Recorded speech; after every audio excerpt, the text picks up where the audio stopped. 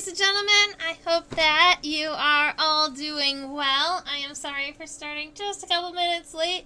I was chatting in the chat box and I got so distracted I hadn't got all my computer stuff situated. So I think we are all up and running now.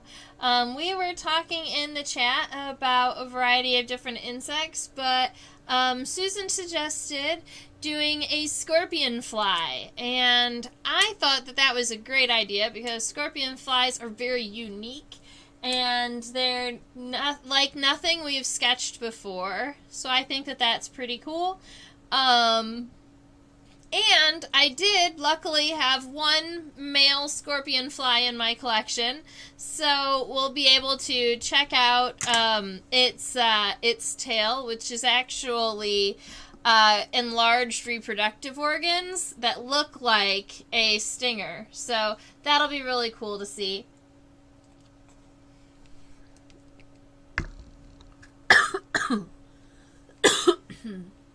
Alright, so I had a question about dragonflies.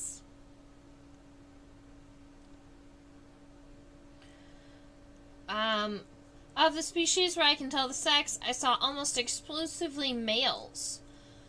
I don't know where the ladies were. I don't know if I have a really good answer for that.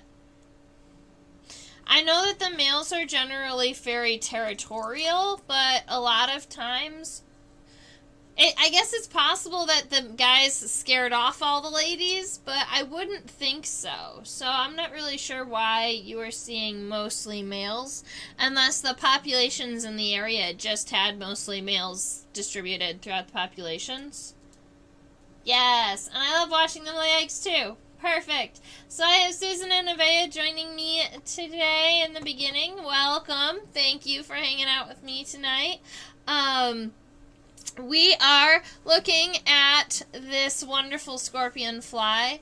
Now, scorpionflies are in the order Microptera.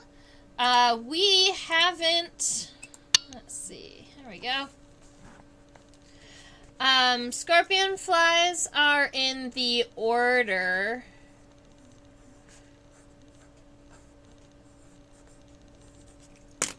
Microptera. And if you want to break that up, Miko, in I don't remember what language, probably Greek or Latin. It means long. And then Terra means wing. So when you put them together, Micropterans generally have very long wings. And if you look at our microscope over here, I have to zoom out a little bit further to even be able to see the end of the wings, right? So the wings are going to extend long past the length of the body. So that's the order. And then if you want to go closer, all scorpionflies are in the family Panorpidae.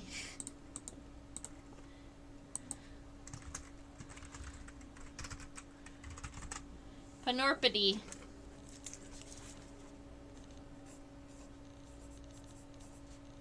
I'm going to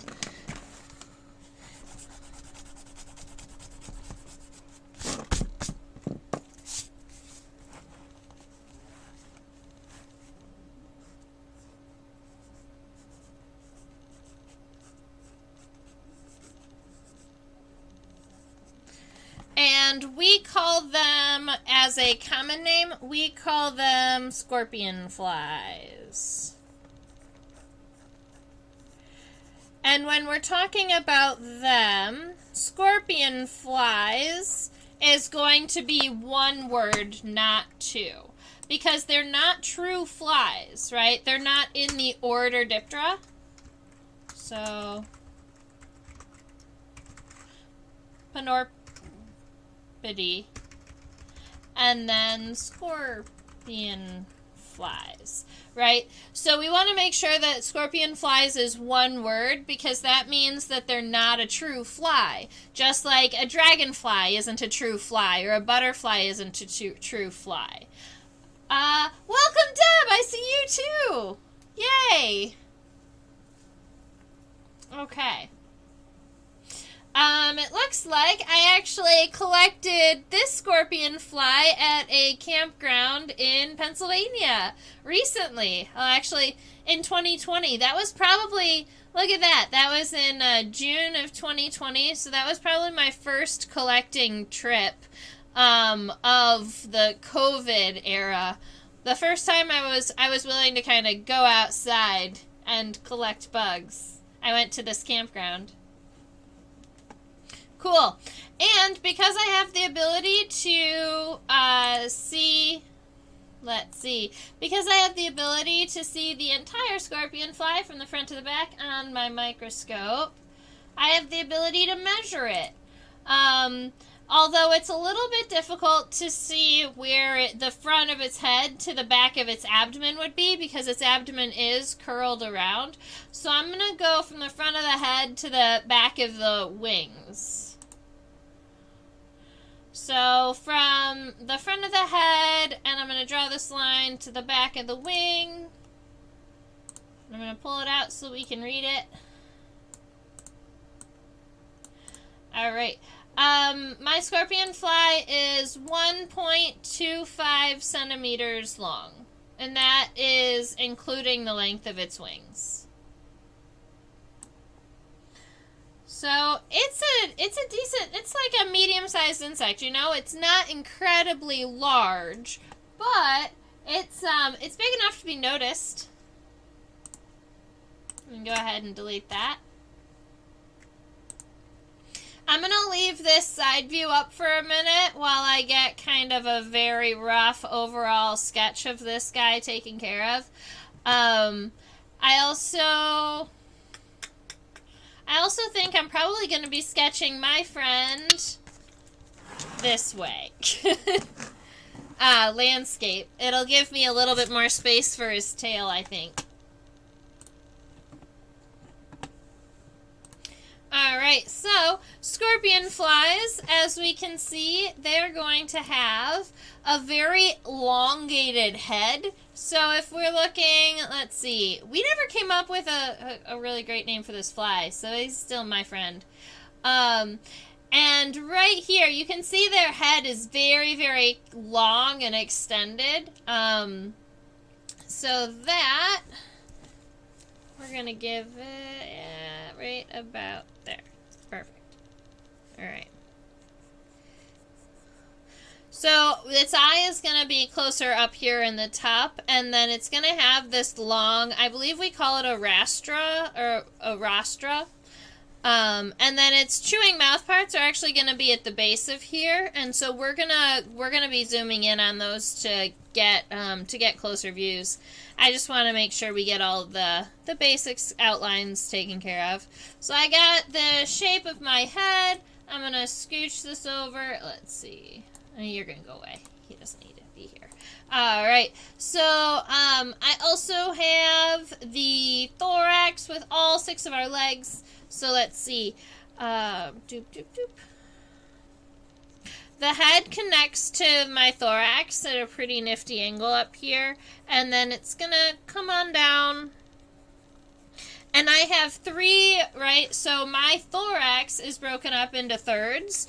So when I'm giving my sketch and I'm just doing something light that I probably am going to be erasing most of, just trying to get a feel for the size on the paper, I'll break my thorax into thirds and then kind of sketch the legs out from there. And maybe I would just do, let's see, I know that most insects are going to have a femur, a tibia, and then tarsi. So a lot of times, let's see.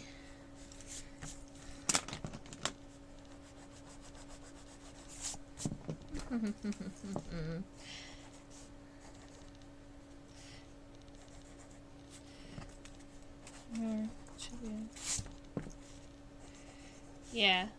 So I would come in and just kind of sketch my legs. The front leg is always coming up, moving forward, and then our middle legs and our hind legs generally go backwards. And we're gonna, when we sketch our friend, we're gonna notice that I think his back legs are fairly long.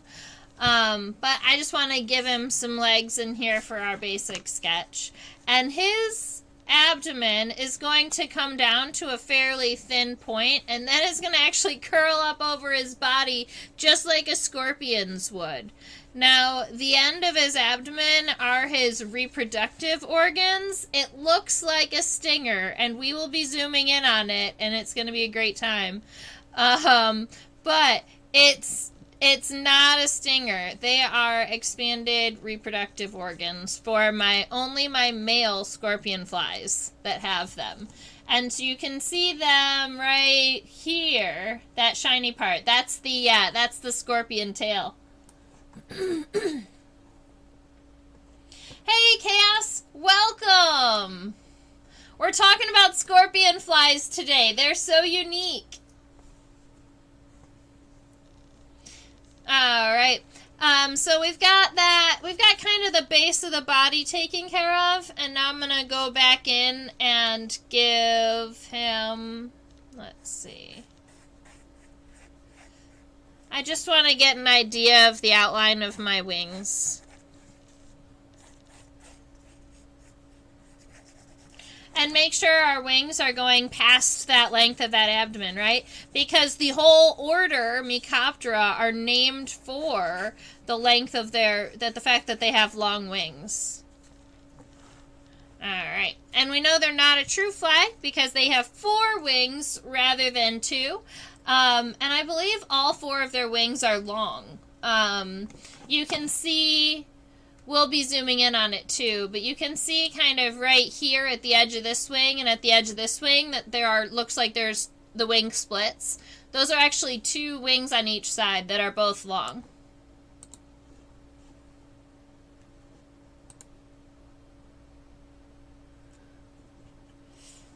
Alright, so I hope everyone's gotten a rough outline of their friend sketch, and we're going to zoom in.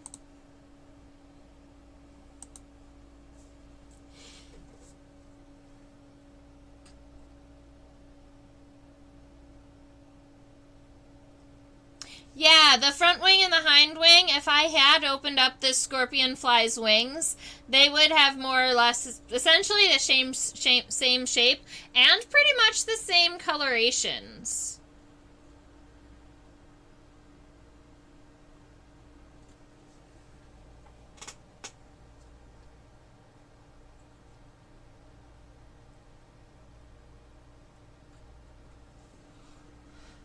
Alright, so as we are looking at our specimen, and I'm going to give it a little bit more light, see if that's going to help. As we are exploring our scorpionfly, I'm going to tell you, it's been a minute since I've looked at scorpionflies or really thought about scorpionflies, so I was just reading a little bit about them to kind of remind myself of some of their characteristics, right? Like the fact that these longer kind of chewing mouth parts are going to be used to feed on not only nectar and like they'll kind of reach into flowers, right? To be able to drink nectar. But they also eat like dead and dying insects too. So they are a little bit of, they have a little bit of a mixed feeding habit.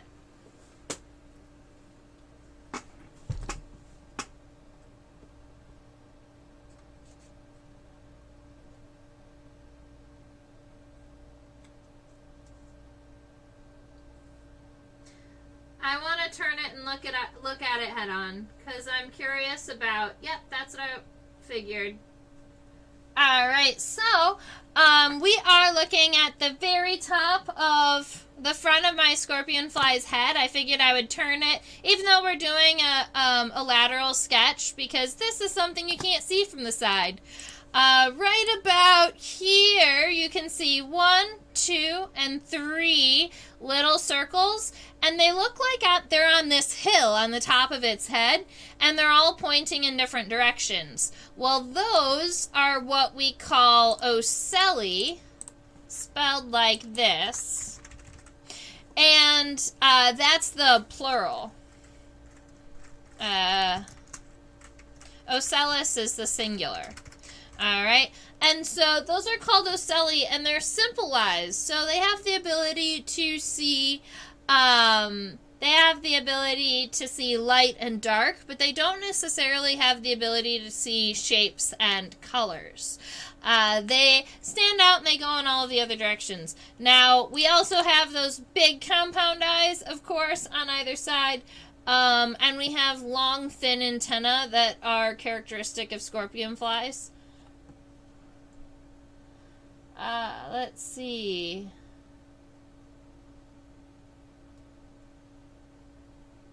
There's a species around here where the wings are more strongly patterned.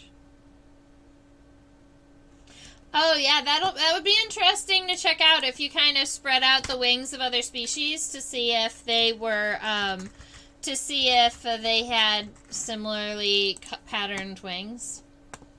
Be interesting to check out.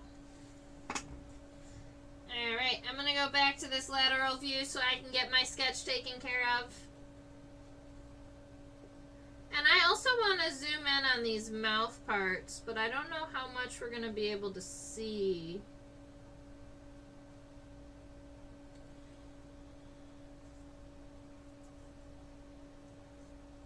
We're going to try this really quick.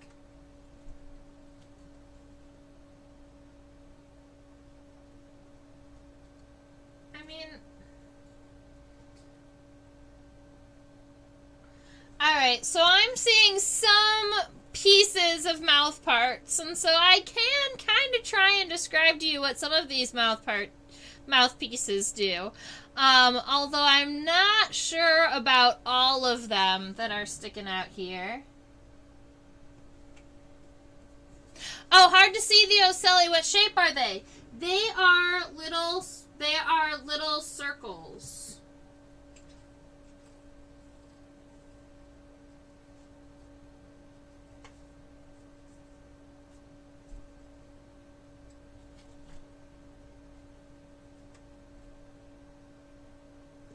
So there is one ocelli that is very visible from this angle right here.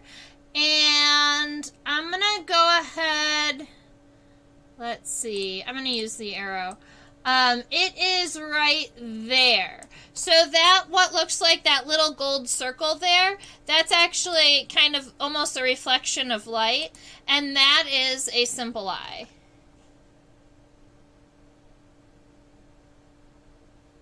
And welcome, Hashi. I'm glad you're here.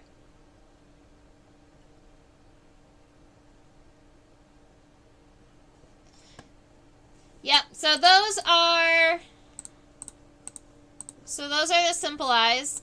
And I do want to look at these chewing mouth parts. My Scorpionfly does have mandibles.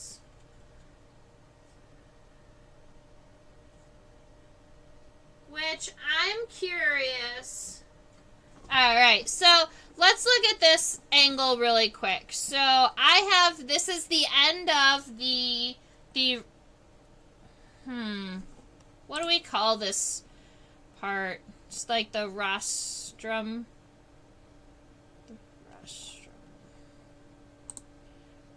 Give me a minute. I just saw it in something that I was reading a moment ago. The rostra. Alright, so there's so many entomological words that are very similar to each other. So when you're thinking of a rostrum, that is going to be like the long nose-like part on a weevil. That's a rostrum. But then if you're talking about a raster, it's the it's like the beak of it's the beak of an assassin bug. But this guy has a rostra, which is his elongated, spelled this way. This part right here. I don't wanna confuse you guys too much. This nose part right here, this like long extended piece, that's what we call the rostra on this beetle, or on this scorpionfly. Man. Now, if I'm looking at this, I'm looking at these chewing mouth parts.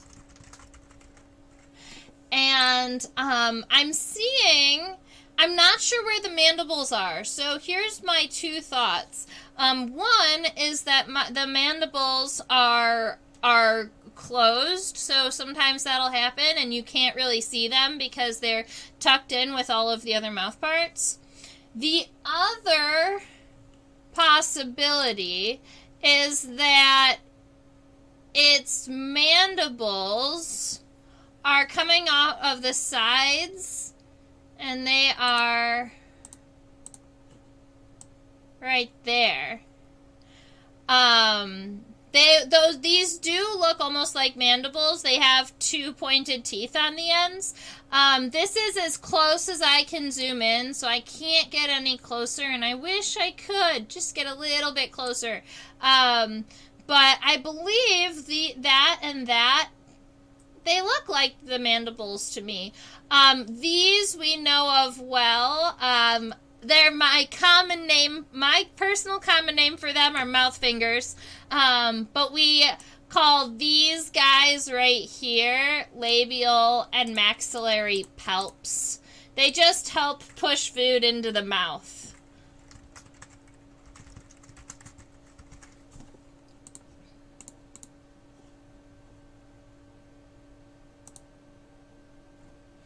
Boop the snoot. Yes.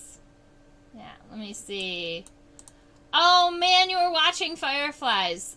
They are my favorite. I'm actually doing a firefly walk in July in the Philadelphia region if anyone's around.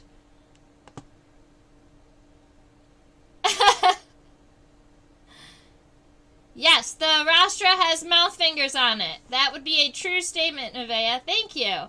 And Susan says, what about right here? What about its hairy lip? So up here, that is, let me look under the microscope. Sometimes I can see just a little bit better. Yeah, I wanted to make sure.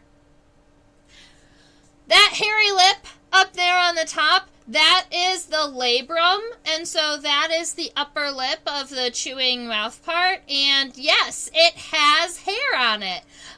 Sometimes having like a longer beard-like hair is going to help keep food in their mouth, right? Because he's got hair here.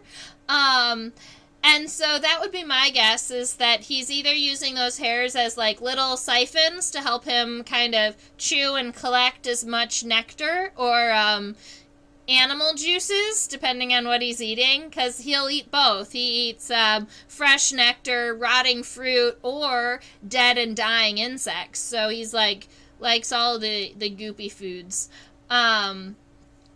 And he's got these, which I think are really interesting looking. I have to start sketching too. But that is the description on that hairy lip. Alright. I'm going to get us a basic lateral view now so that we can go ahead and sketch all the parts. I just wanted to make sure that we knew what they looked like from the front, because once we're sketching them from the side, you're only seeing half of the picture, right? And there's a little bit of a depth. I think that's going to be the closest to getting everything in focus. So we've got our eye up here. We've got the base of the antenna is coming up and angling up. And then it's very hard to see the simple eyes, but I was able to show you before. They're in that triangle of 3 formation up here in the top of the head. All right.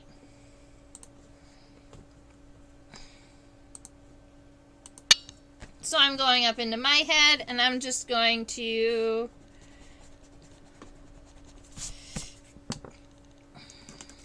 sketch it real quick. So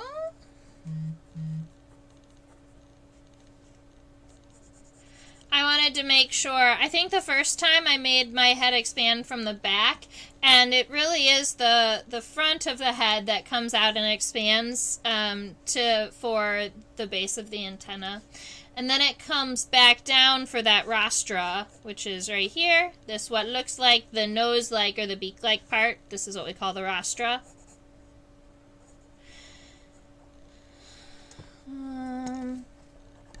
Probably about here.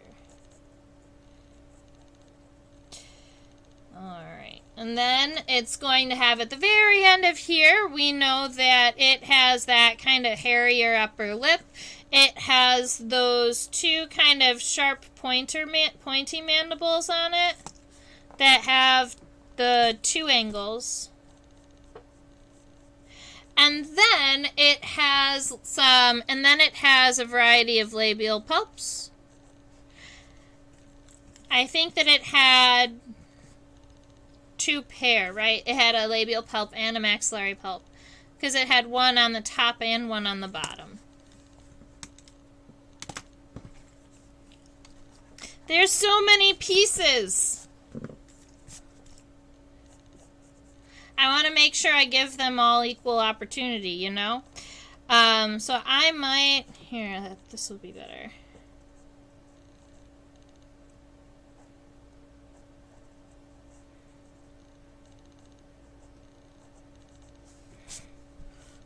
I might end up with a little zoom-in box, and I might sketch that bigger in a little bit.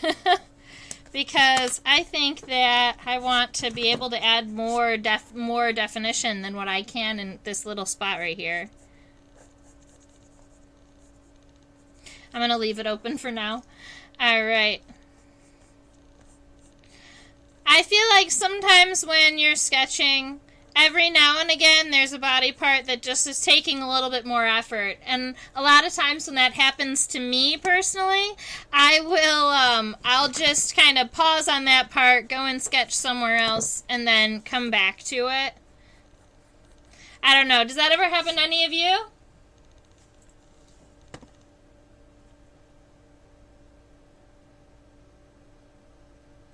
Does it coil? I'm almost seeing a sideways spiral. It doesn't really have the ability to bend because it is not, it doesn't have the ability to bend because it is all solid exoskeleton and there aren't any joints in there. The only joints are where the labial pulps are down there. So, right about, that's the pointer, not the arrow. Right about here, we have some labial pulps that are jointed, but all of this section has to stay true to its shape. It has to stay straight. Although I do believe that you're seeing, like, this is the back side of the rostra, so, it might almost be... like, if I was to take a cross-section of this and turn it sideways, it would be a D, with the back side pointing towards the abdomen of the insect. So this side is flat, but then coming around, this front is rounded. And I think that might be what you're seeing, is you see this line right here continues and goes to here, right? And that's actually a lateral line. That's the line of the beak. I hope that makes sense. Yeah, it almost looks like a beak.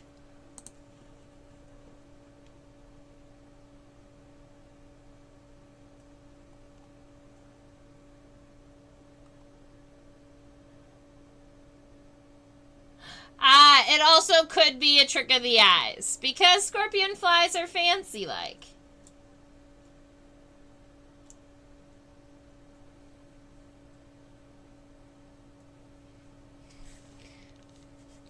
Alright, let me get I need to get my sketch moving. I'm having too much fun on the microscope.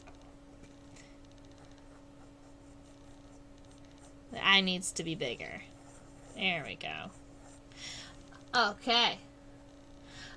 So I have a question from Susan, and that is, do they ever catch live prey?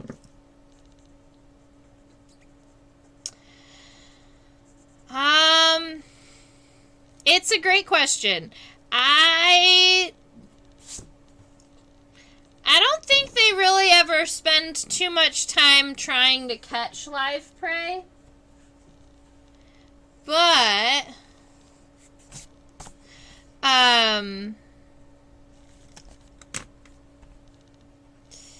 yeah, I think that they're going to feed mostly on dead and dying insects because I don't think that they have any venom and they don't have the ability to, like, really attack their prey.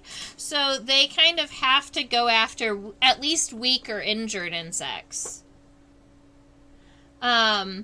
That's in comparison to something like, you know, sometimes when I think about scorpion flies, mantis flies also pop into my head because, you know, they both are flies and they're both very, very unique, but they're actually not very closely related at all.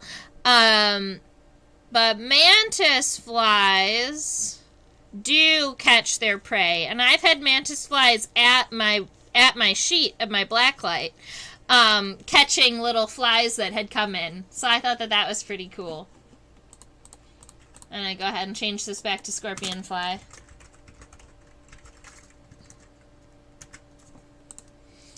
Alright, I think I'm ready to tackle this mouth part situation. So what I'm going to do is I'm just going to make a little circle here. Lemmy! Sorry, my kitties. They're getting in fights. Alright, I'm going to make a little circle here, and then I'm going to make a larger circle over here, and I'm going to just zoom in these mouth parts right off the bat, because I think that they're worth it. So, when I'm looking at the side of my mouth parts, we have the end of the rostra, and then we're going to have these, our upper lip that you saw with all those hairs. So that's here. That's our pretty upper lip. And then I do believe that we had mandibles going in. Although, I'm so mad about those little ones that I don't understand. Alright, so we've got, this triangle piece is going to represent the side of our mandibles that are going to be opening and closing. And then interestingly, we had those two palps. So, one segmented palp, and then we had another segmented palp that was just a little further back on the mouth part. And it was on both sides. This is what's wrong. No. Alright. And then this was what was interesting is between the palps where you would normally expect the mandibles to be, there was something that was kind of long and it had two points on it, like two sharp edges on it. And it was in between the palps. And normally that's where you would expect the mandibles to be. And so, my thought is maybe the mandibles were like crazy open and that this is maybe the maxillary and then the bottom lip down here. Yeah. So, at least I have it zoomed in so that I know and can remember what it looked like. I would definitely say the scorpionfly mouth parts are one of the more unique mouth parts that I've seen over the course of our time sketching here. What are the spikes underneath its eyes? I wish I knew. They do exist. They are part of the exoskeleton. It isn't dust or anything like that. There are two of them. Oh, look at that! Okay, so I'm not sure what they're for, but I'm gonna throw out a guess.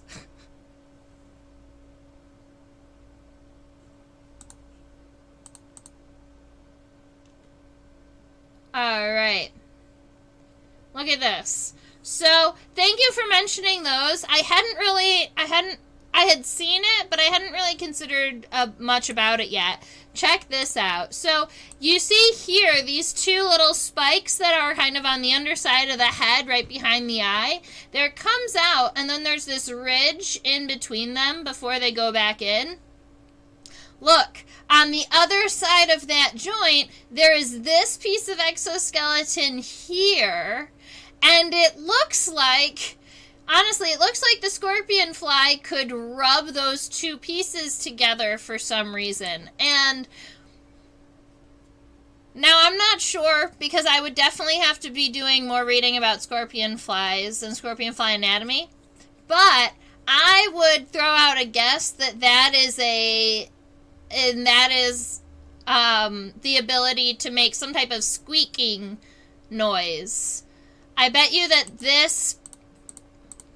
that gear kind of at the base of its neck is jagged, so that when it rubs its head up against it, it makes a squeaky or a defensive noise. What do you think? Can anyone else think of a reason why my insect might want to like rub these two together? I have to feel like it's a squeak, or that's so cool. But it fits there perfectly. It aligns there. It aligns there perfectly, and you can tell that because it's on the same plane when you're focusing it on the microscope, right? I'm seeing them both on pretty much the same plane where it would be kind of inserted into the back of the head.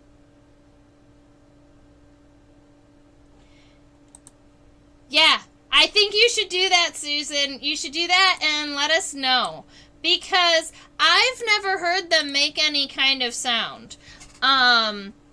It might be a sound that is meant for mating, and so maybe we as humans don't have the ability to hear it. Maybe it's above or below our ability to hear. There are some insects that make those types of like mating or defensive sounds. But I mean, I can't think of another reason why my Scorpionfly would want to have a ridge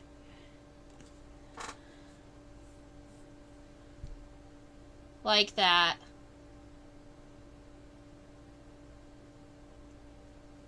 Can't think of another reason. Mating or defense?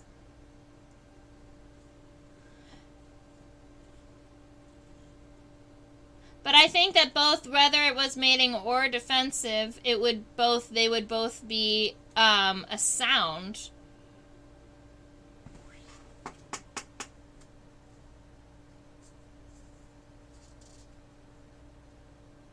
Alrighty. So we have some funny looking body parts here on our thorax. They're not as simple as some of the previous beetles that we have done.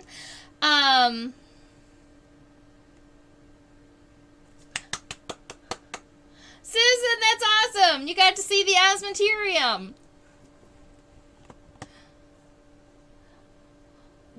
Are they zebra swallowtails or black swallowtails or pipevines? Do you know?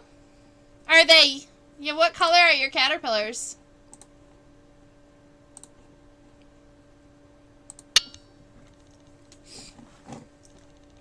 So, coming back from the base of the head, I am looking at a variety of things, right? I'm trying to align that arch to these two spines, but also the thorax. The thorax kind of comes down from the head, and you can see that this piece right here, let's see, where's my arrow? This piece right here, that's the first segment of the thorax. It kind of curls down and around. We have the neck type area from the base of the head, and then we have this ridge that aligns with our spine. So those are kind of the first handful of body parts that we're looking at here. So we're coming down.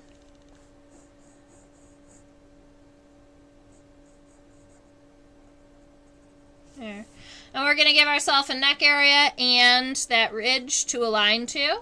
And that's going to be our first segment of the thorax. So that's also going to be where the first leg gets connected to.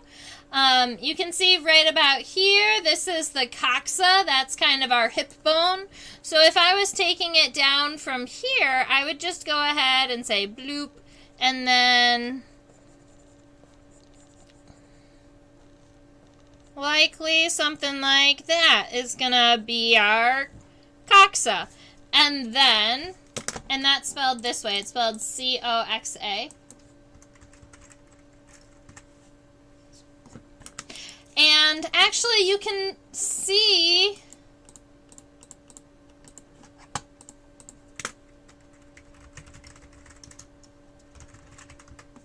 give me a second, I want to make sure I'm correct. Yes. You can see the trochanter on this insect too. So not only can we see the coxa that is up here, it goes from, I have too many images stacked on top of each other. There we go. It goes from here to here, right? That's kind of like our hip bone on our insect. Oh, and then right here, this little triangle piece that's connected here and here, this is what we call a trochanter. And most insects have trochanters, but most of them are also so small that we can't really see them, whereas it's pretty obvious on our friend here, so I wanted to make sure to point it out. Yes, thank you, Susan. The order is Mecoptera, so it's a different order altogether. The family on our friend here is Panorpidae.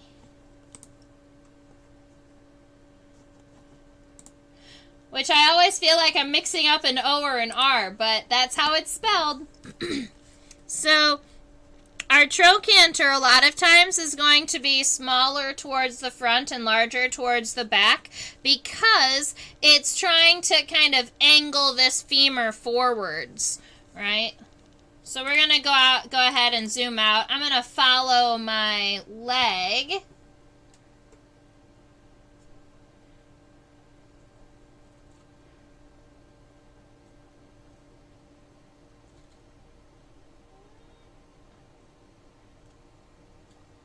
Come on, friend.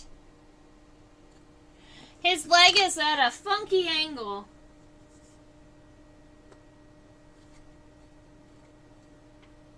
I'm going to see if the leg on the other side is straighter. Yep, this side's way better.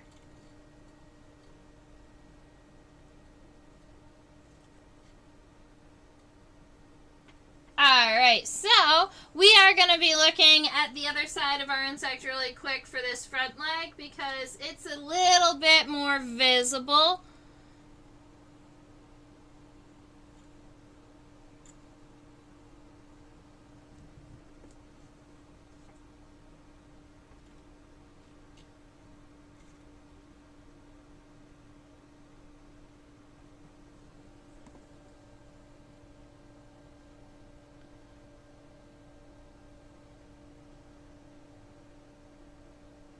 Come on. There we go. Oh, friend. Sorry, guys.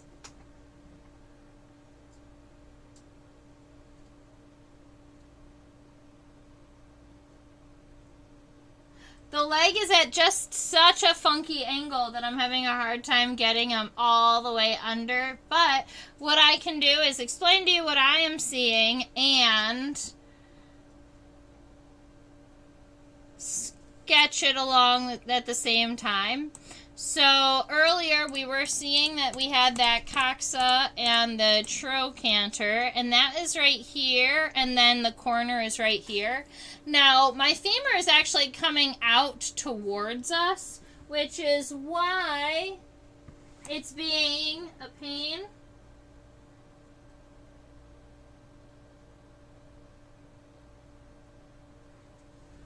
I have an idea.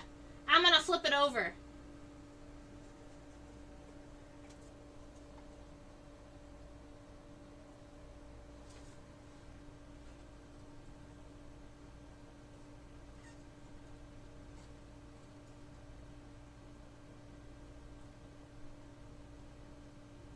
You guys are gonna laugh at me, but it's way better flipped over. Now I just need to turn the camera, huh?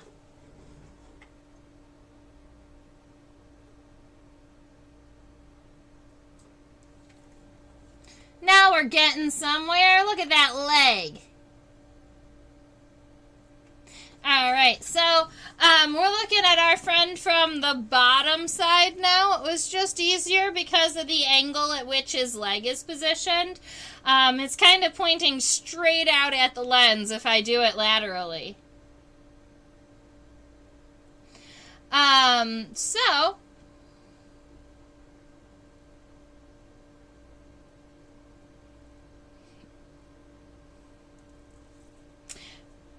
So Heshi's curious about the species name on my friend here. And you say Goods Campground. I don't know if I've identified this one all the way to species. Scorpionflies aren't my forte at identifying all the way down. So this one is still just kind of identified as a scorpionfly. I will in the future for sure go ahead and ID these guys, but a lot of times when I pick the specimen out of my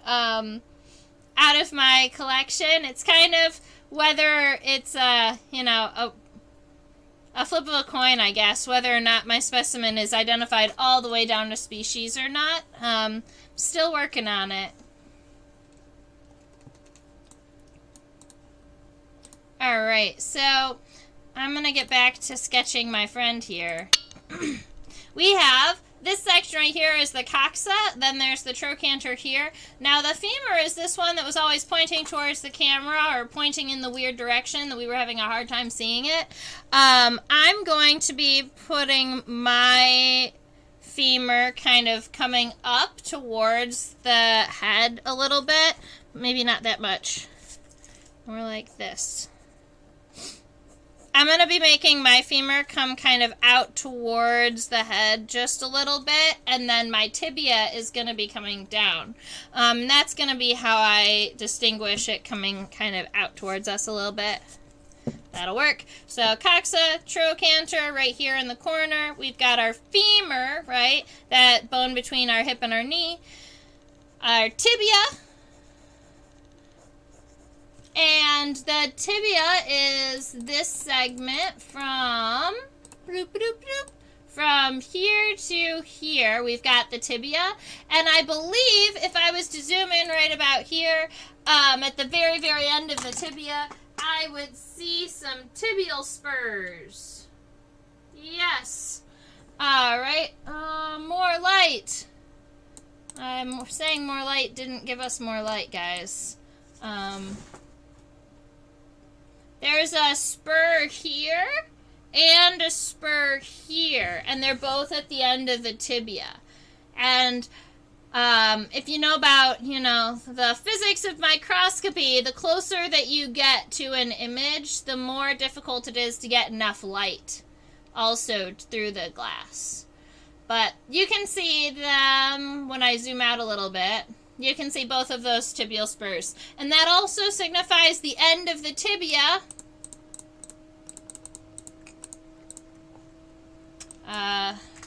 The end of the tibia and the beginning of the tarsal segments, or what we like to call the tarsi. These are the individual segments at the end of the legs that are kind of like their toes or their long foot. They'll have a variety of different numbers of tarsal segments. My Scorpionfly here has 1, 2, 3, 4, 5 tarsal segments. So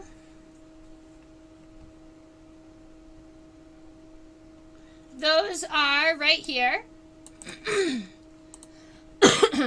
This first one is fairly long. This is 1, and then they get significantly shorter. 2, 3, 4, and then 5 here.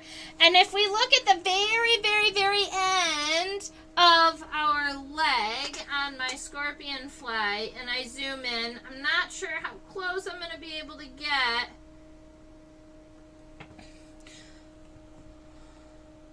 I'm trying to look right about here.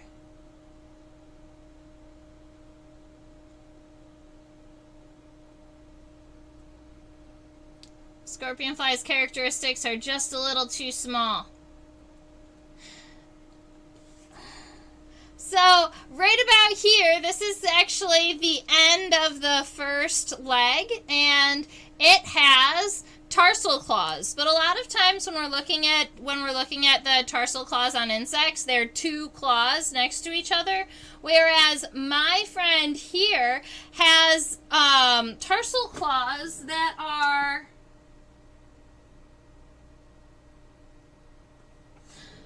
they're broken up into two, so there's two claws, but at the end of each claws, there's three little claws on the end of each one. And it's something that I hadn't seen before. I wish, but the characteristics are just a little bit too small to really get great on a microscope. I can see it, but I don't know. We're gonna play an experiment. We're gonna zoom in and see what happens. See if I can get you guys to get it. Let's see. Yes, you can kind of see it. Here you go.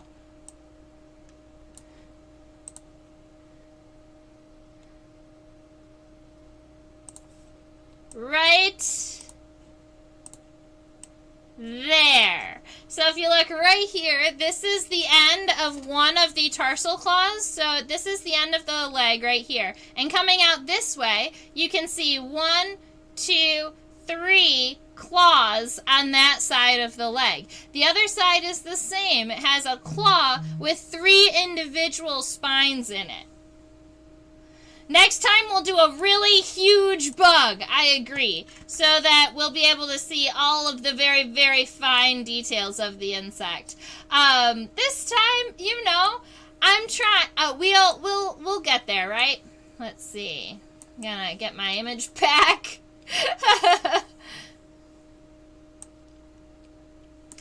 I think the Scorpionfly is beautiful. Alright, so I'm have to catch up to my sketch. So I've got my femur, I've got my tibia. It has 2 tibial spurs, so 2 spines coming off of the end of the tibia. And then it's got 5 tarsal segments, so that is 5 individual segments, where the first one is fairly long.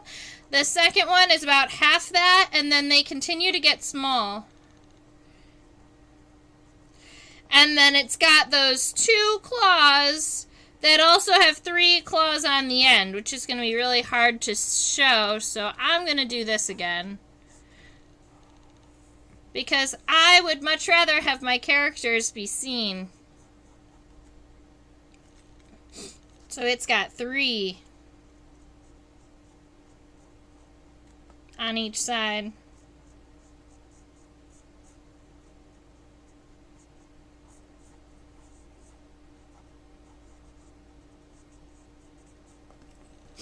Think that's really nifty.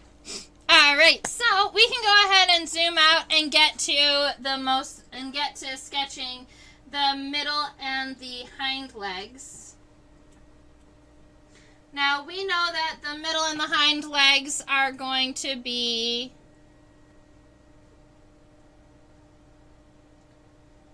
very similar to the front leg, it appears.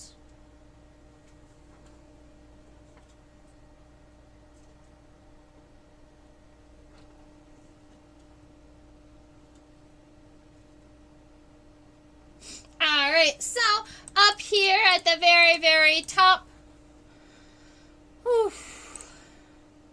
Alright, right about here, there's this open kind of plate that happens to be right in between the first pair of wings. A lot of times we're going to be calling this the scutellum. If you've been around when we looked at the scutellum of beetles, those are generally triangles in between their elytra. But on things like scorpionflies, or other flies where they've got that larger place in between the wings. That's generally the scutellum. It's the second segment on the thorax. And then we have the middle leg connections and the hind leg connections. And the middle leg would be going this way, comes up and goes out, and then the hind leg goes off the screen. We're also seeing the connections to the wings, right? So generally our first pair of wings gets connected to the first segment of the thorax, and then the second pair of wings gets connected to the second segment of the thorax. Those connections are normally made fairly low down, so sometimes they'll almost look like they're pushed back a segment, but they're just connected at the very, very end. Tardigrades. That's funny. Do bugs qualify as plantigrades? I don't know.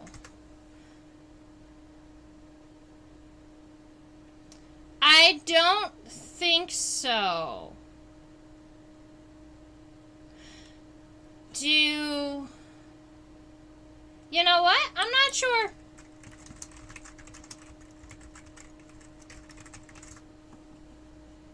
Me, myself, and I are super curious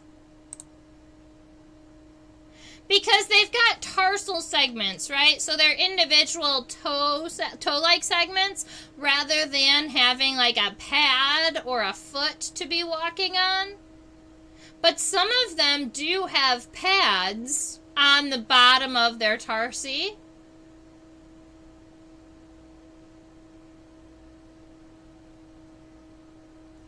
This is a very good question. I'm not sure. I love that the nature journalists are always asking me questions that I could ponder.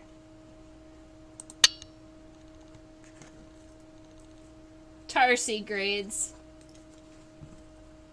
Yeah, they look like rows of bricks that are kind of stacked on top of each other. You can see that there's actually a pattern forming in the wings, for sure. Get my arrow out of the way. Alright, so we've got our pronotum that's kind of wrapped around our first pair of legs. We have our scutellum, that's going to be this segment right here that is nice and shiny. And it generally has some type of marking on it. It looks like our scorpionfly has some banding on the edging of its scutellum. And then our body is going to be, we're going to kind of just give it this body, and then the coxae are going to want to, you're going to want to start this, the coxa at the same place on each front, middle, and hind. So what I would do is I would just go where you started your first coxae and then go 2 and 3, but make them angled back or angled towards the hind leg because you can see that those two are kind of angling that way. All right.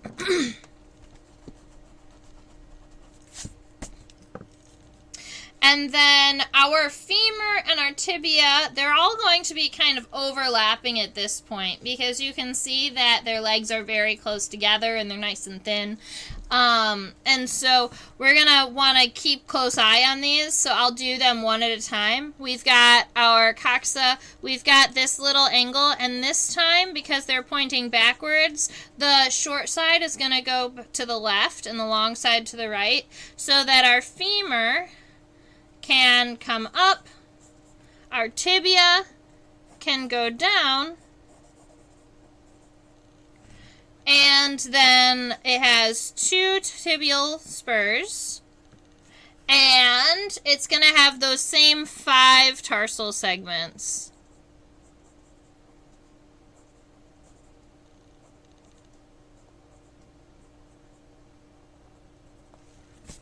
Alright, right, so that's going to be our first leg, and we're going to want that first leg on top. But then I'm going to leave these here for a moment so that I can finish up and get my hind leg. I can go ahead. There we go.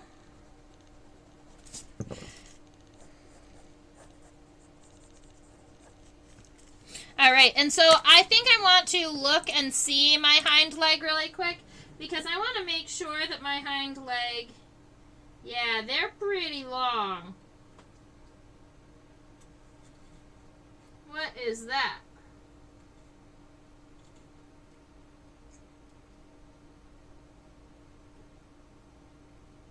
I think it has a piece of something connected to its leg. Alright, so what we are looking at here is the hind leg. I want to go ahead and get it as in focus as possible. There we go. Alright, so it is very, very long. My hind leg starts about here. The femur goes from here to about here, and then the tibia goes from this knee joint up here all the way kind of past the wings. And ends right here. And then you have 5 tarsal segments after the end of that tibia. So when we're talking about the length of this hind leg, we may even go back and add a little bit of length to the middle leg because it might make it look funny. But we've got this coxa here. The femur is going to have to go something nice and thin, right? So my femur is going to be fairly long. I'm coming up pretty much about half the length of the abdomen. And then my tibia is even double the length of my femur. So I would make this tibia come all the way back to practically the end of the wings. And I would end it right about here. And you've got 2 tibial spurs. And then 5 more tarsal segments.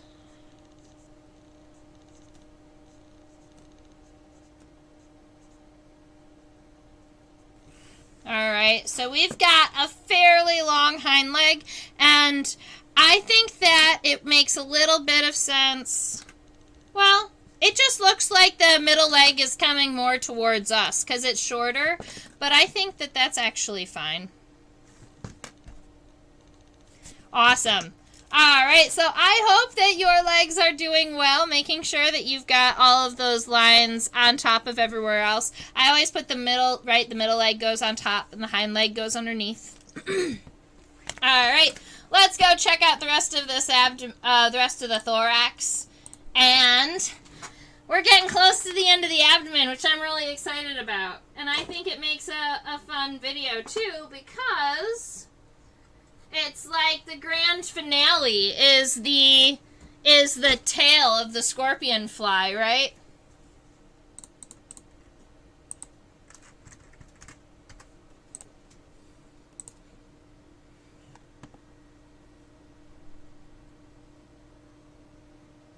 Is there a second trochanter between the femur and the tibia? No. The femur just connects directly to the tibia. Good question. Do all of the legs have trochanters? Yes. The trochanter is in between the coccyx and the femur, and all of the legs have one. They're kind of like a kneecap, but it's in between the hip and the femur. And it helps angle the leg in the proper direction. Actually, most insects have trochanters in between their coccyx and their femur. It's just that a lot of times they're very hard to see. Sometimes they're very small, and sometimes just because of how the legs are angled, sometimes they're even just hidden.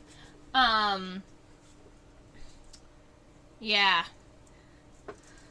So I try and show them off when I can, you know?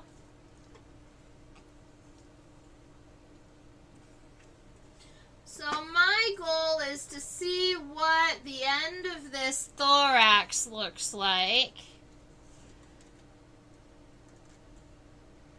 So I'm looking at our friend here, checking out some wing venation, looking at some legs.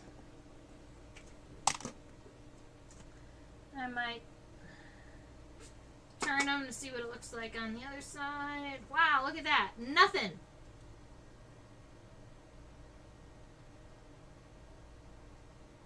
Okay. All right.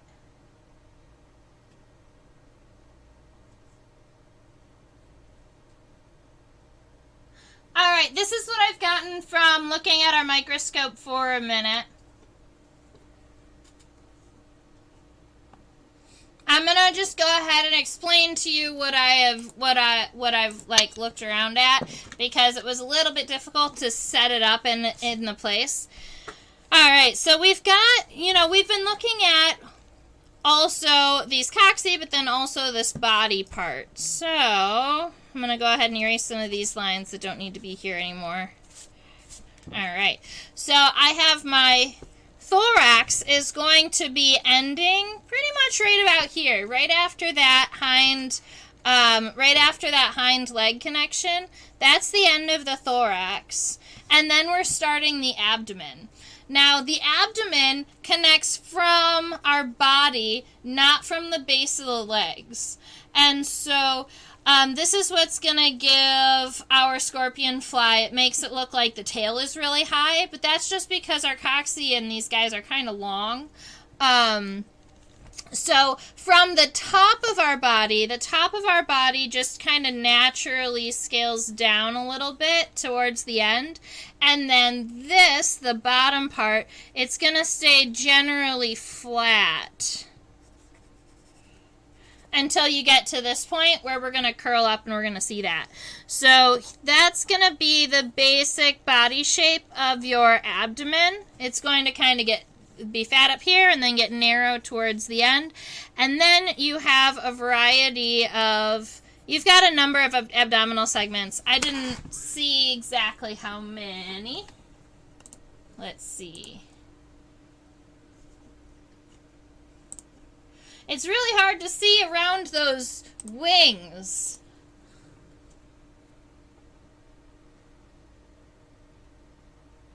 Yes, their legs count as walking legs. Good question.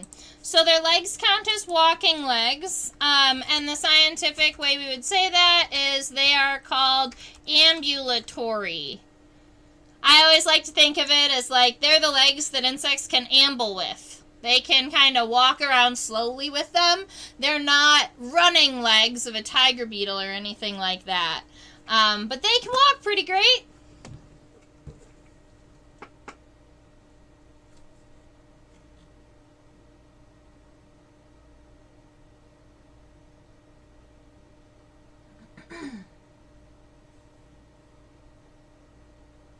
Ladies and gentlemen, I wish I could see more of the abdomen for you.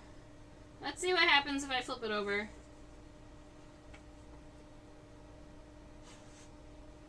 Kitties, be nice to each other. Yeah, that's kind of what I expected.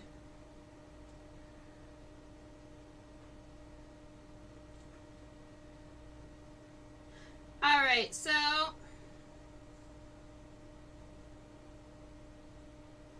I'm going to give you the best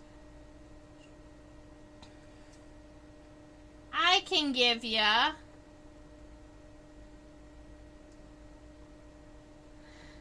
So I just kind of wanted to show you from the bottom a little bit. So this is the bottom of that stinger portion of the body. And I'm having a hard time. Let's see. There's a difference in the texture. Oh, there we go. There's a difference in the texture on the abdominal segments. So this is really where we have the ability to see the abdomen and kind of imagine its shape. And you can see these first two segments that you can see here. There's a third one here. I'm not sure how many segments there are prior to that. But there's at least 1, 2, 3. And then this segment right here, this is the first one that's kind of like the end of the abdomen. So, I mean, it's like where the abdomen would naturally come to a point. So if I was coming from here, I would probably put that segment right about here, right? So it would be kind of where our abdomen would naturally come to a point, and it looks like it's either 4 or 5 segments. I have it as 5 segments. Here, I'll fix that. Make the segments a little bit larger. All right, and so this last one right here is sclerotized. That's the word that I use for it's hard. It's like a hardened exoskeleton.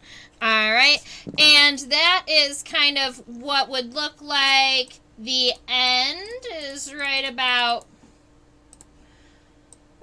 here, and then these next segments that come up are the tail-like structure, and this is the structure that the females would not have.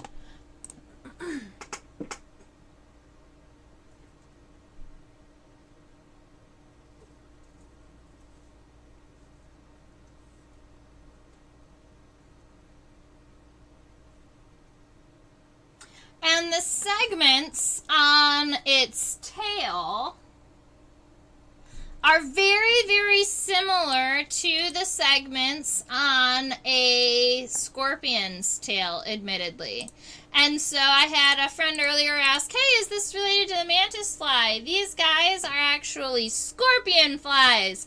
Even though they remind me of each other sometimes too, they're not actually very closely related. They're in 2 different orders, all right? But when we are looking at this segment right here, you can see that it's kind of triangular. It's narrow at the base and it's wider at the tip. And the previous segment is like that too. We just can't see it because the wings are in the way. Silly wings. It just means I need another scorpionfly specimen so that I can have one with its wings open. All right, so I'm going to come and take this end of this abdomen right here, and I'm going to give it that very triangular kind of segment where, all right, that's going to be our first one, and I'm going to erase this light sketch. It was pretty close to where it was going to be. All right, I've got this one, that's 1, and then I've got another one coming out, which is going to be 2. It's angled a little bit forward. Let's see. More like this. All right, so I've got 1, and then I've got 2. I'm going to make this one just a little smaller, I think.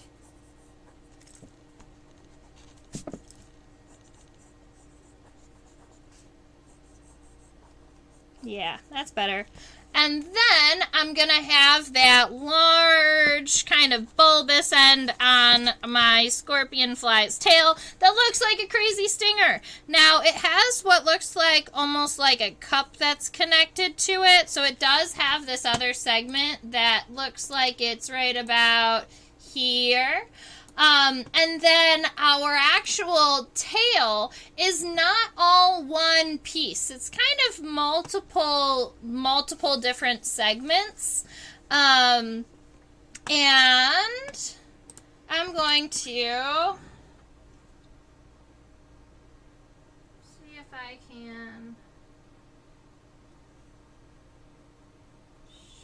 show you that.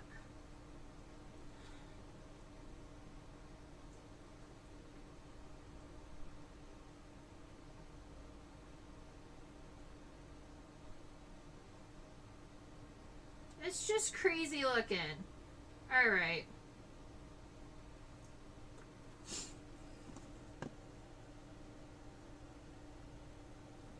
Look at this, how crazy this is. All right, so this is the end.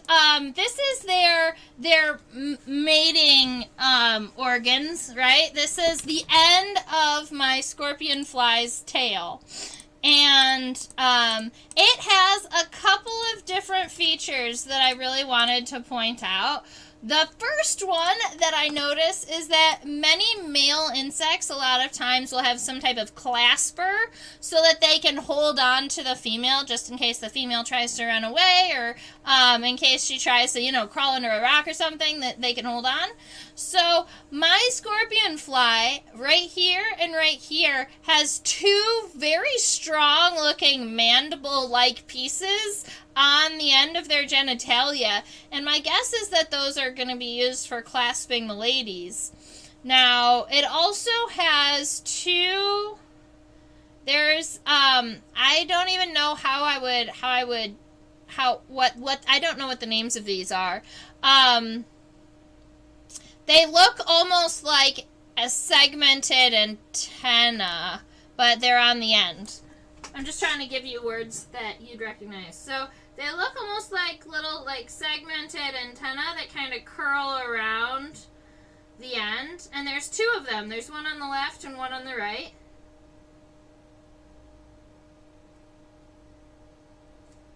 That's amazing. Alright, so I'm going to see if I can go ahead and sketch some of this so that if my words aren't helping out, maybe a sketch will.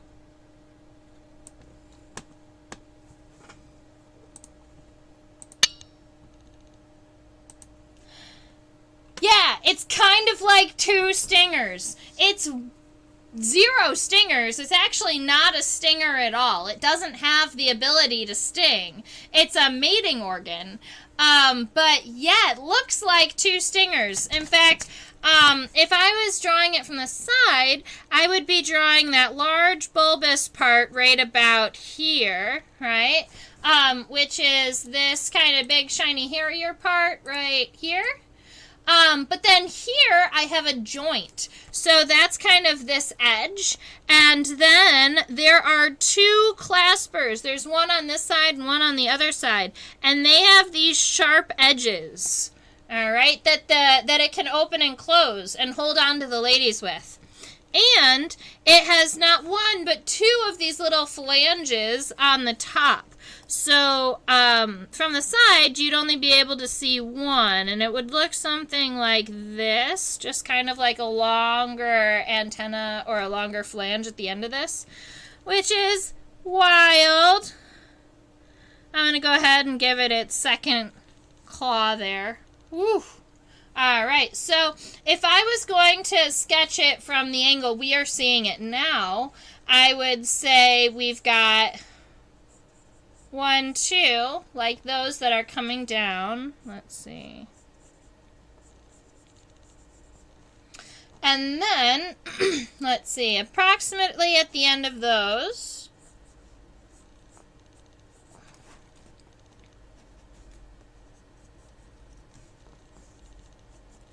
we have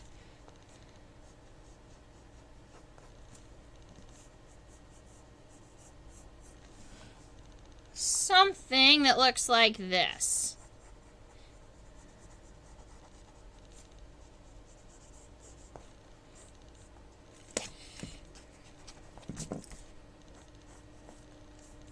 Where this is very spherical, we have these coming in from the edges, and then these claspers are what hold on to the ladies. And if I could, I wish I could count the number of, but I can't. You can see if I focus it, you can see the point of one of them. In my microscope, in my Scorpionfly, they're kind of crossed, but they have the ability to kind of open and close like that. Wild. All right. And what we haven't gone ahead and sketched are the wings. So I'm going to go ahead and darken some of my lines, especially it looks like I never really darkened my hind legs. So I want to make sure that they are pretty visible, especially if I'm going to be sketching my wings soon. I don't want to lose the lines in the wings.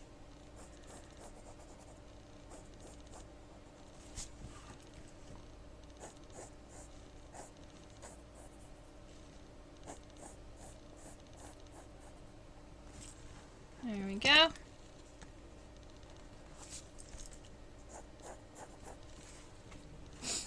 Perfect. Let's go look at the wings. How's everyone doing? Does anyone have any bonus questions or a place where we're going to want to go back and look?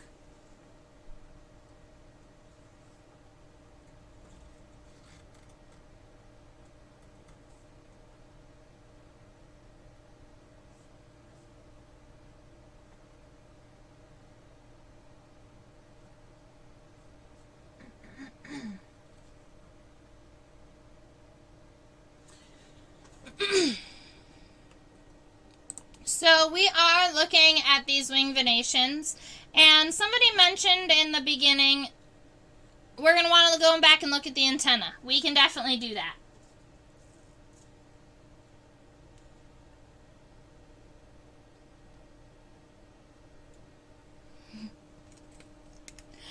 I was thinking that too. The Scorpionflies, they're just so incredibly unique. And when someone mentioned it, I think it was when Susan mentioned it, I was like, yes, I can't believe we haven't done a Scorpionfly yet. And so then I was afraid that I didn't have one in my collection. Luckily, I have the one that was from 2020.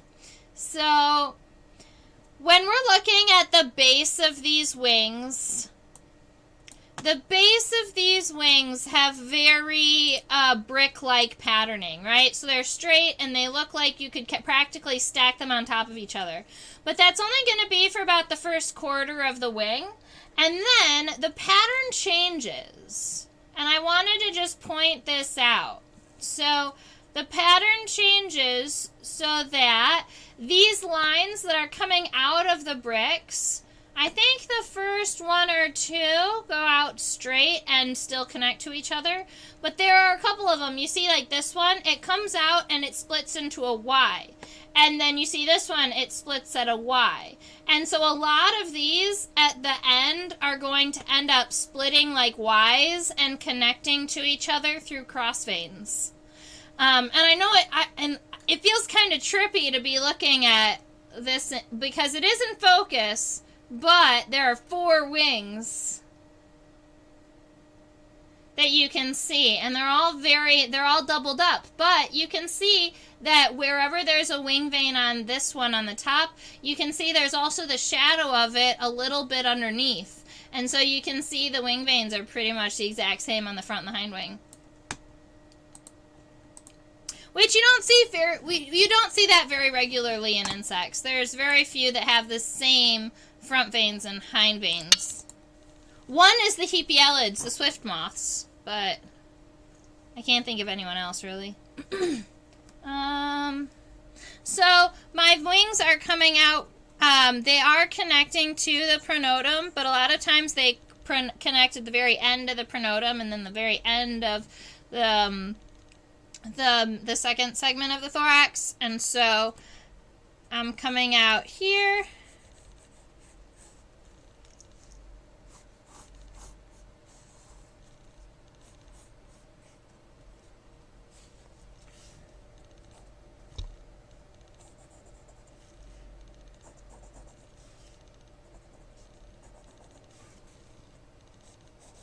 I'm putting my legs in front of my wings just so that the lines don't intersect. Alright.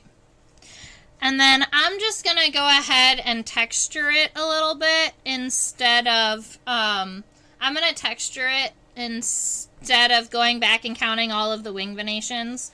You guys know I do love wing venations, but at some point there is the ability to overdo them, right? As the illustrator, it's your job to determine what you think is the most important for your viewer to see, right? So I'm going to try and sketch my veins fairly light and just give the idea of kind of what the texture is on my veins. So that the people that view my sketch are still able to see all of the cool features in the body.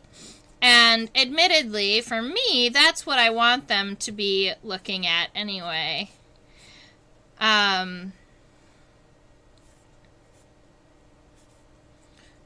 So I will just go ahead and give myself some Ys and some cross veins. The end. I am very happy. Right, Susan said she wants to go back and look at this antenna a little bit. I agree. I didn't really give too many details on my antenna. So the antennae are long and thin and covered in fine hairs.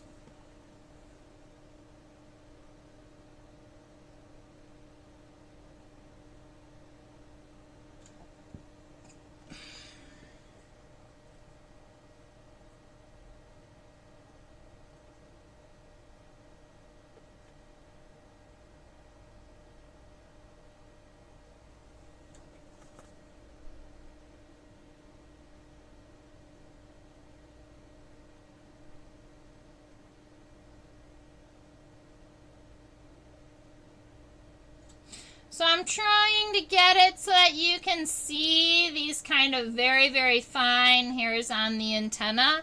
They are being just a little tricky, but there we go. So that's what the individual segments are going to be looking like on my insect, on my Scorpionfly's antenna. They are long, kind of rounded off rectangular boxes. They are fairly small, all right? I don't even think I could measure it on my microscope because I don't have that one. I don't have that one measured out. But I don't have at this zoom rate calibrated yet. But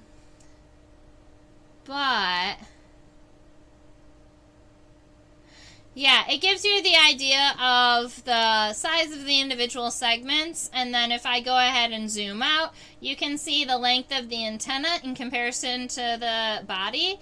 So the antenna comes out of the head down here, swirls up around, and then comes up here near my pin. On my sketch, I leveled my antenna out a little bit, so they're going to end, maybe I made it a little too long, they're probably going to end closer to here.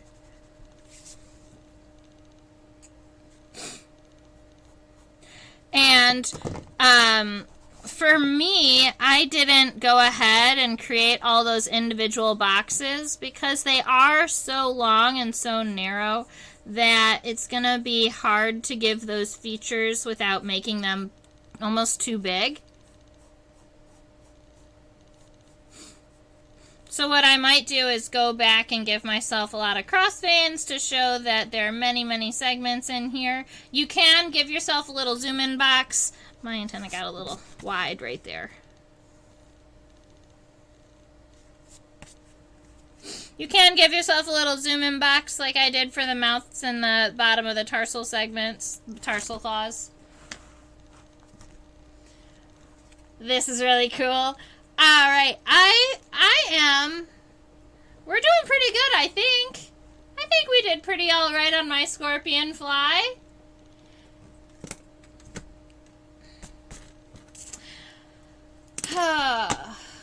What are Boreads again?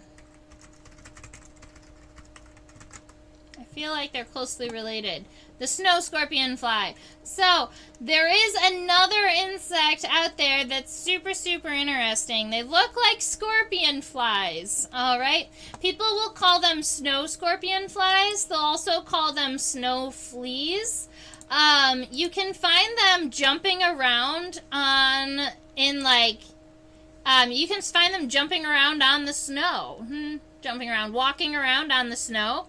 And they look exactly like scorpion flies, except they don't have any wings, even as adults. So if you took the wings off of the scorpion fly, or you imagined the scorpion fly just before the wings, that's what a Boread or a snow scorpion fly looks like. I have never seen a snow scorpion fly for myself, but I do believe they were found in Michigan. I haven't seen them yet in Pennsylvania, but I don't exactly know where I would go to look. So it's definitely one of those insects that a lot of people say, well, you can't find insects out in the wintertime. Well, you can find snow fleas in the winter, and those are a super fun find if you know where to get them.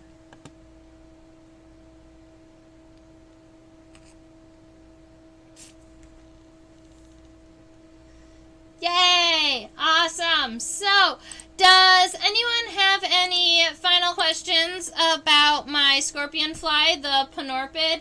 Hashi, I'm sorry I didn't have the species on my Scorpionfly. How big are they? From the front of the head to the end of the wings, we measured 1.25 centimeters.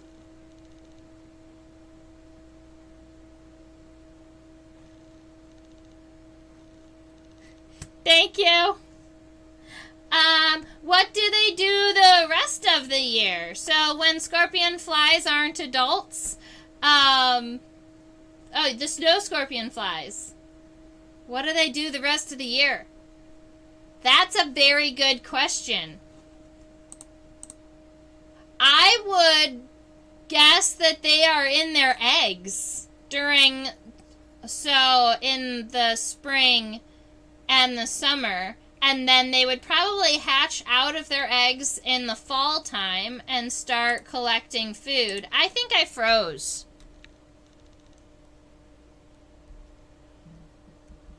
Did I freeze?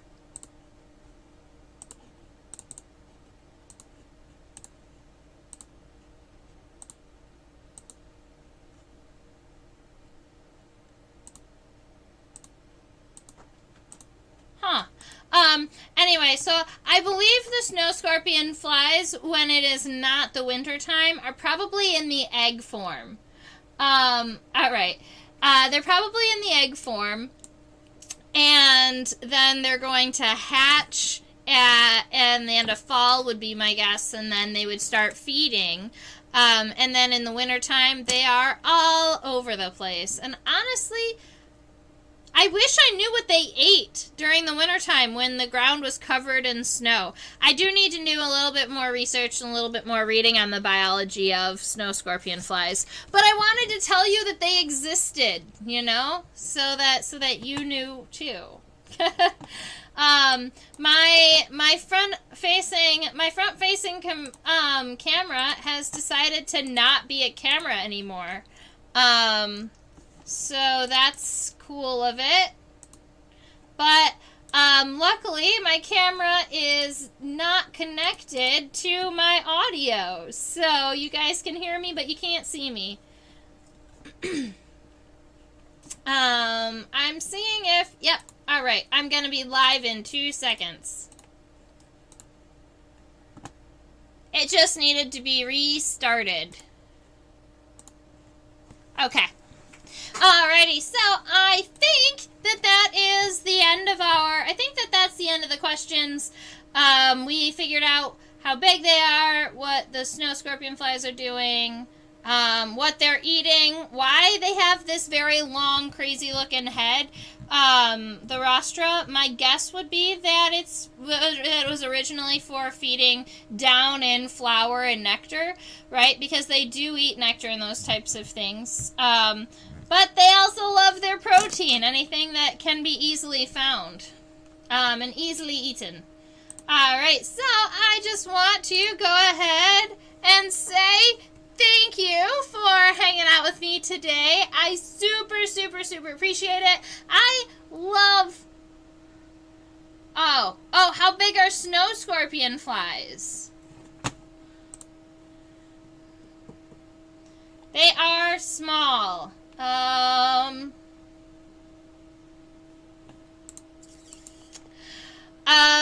Small. They are, let me look at my ruler.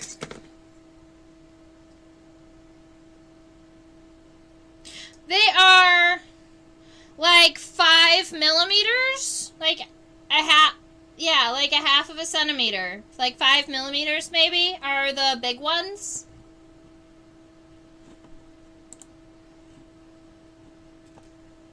Yeah, there you go. Hashi's got it, 6 millimeters. Is there a place that you can mail something to me? Deborah, I can go ahead and reach out to you on Facebook Messenger, and I can get you an address. All right. I prefer not to, vocalize it on YouTube, but if you do want to send me something, I can direct message that to you. And thank you.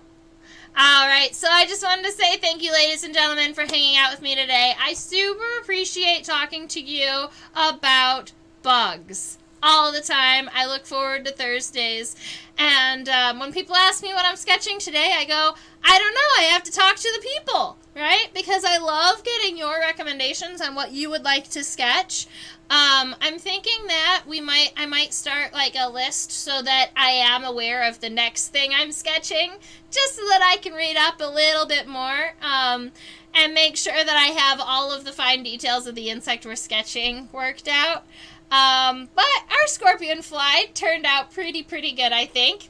Now, I do teach on a platform called OutSchool. This is generally for little kids. Like, I teach mostly 5 to 8-year-olds and then 9 to 12-year-olds. But I can teach on this program platform all the way up to 18.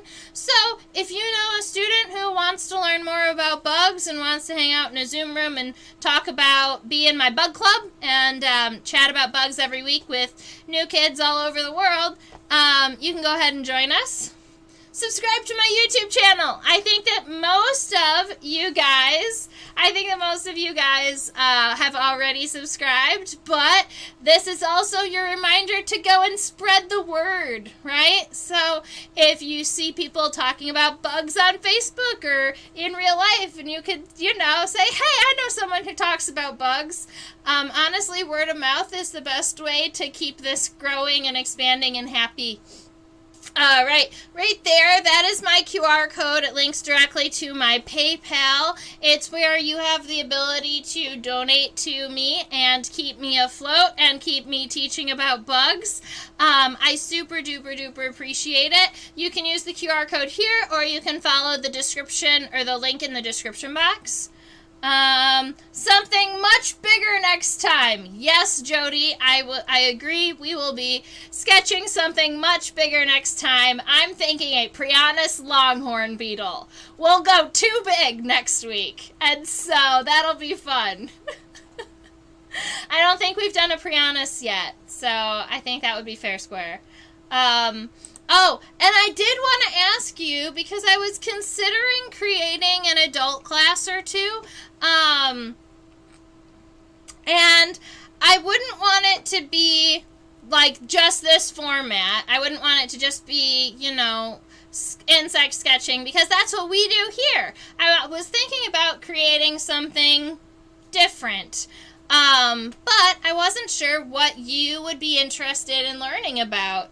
And so I was curious if any of you are still kind of sticking around and hanging out, if any of you have an entomology topic that you would be curious learning about. I could create something like an insect pinning series where we collected insects together and then we pinned together. That could be fun. We could do that over Zoom. Jody says collecting and pinning. So we could do a series of classes about different traps that you can set up to collect insects, and then different pinning methods. You would be interested in that? I also have the ability to teach aquatic entomology. I really like that. We could go into I don't know how much math you guys like, but we could get heavy into the math behind aquatic biomonitoring of insects, and we could talk about the ratios of different types of insects and how they can monitor streams in different ways. Susan, do you like math?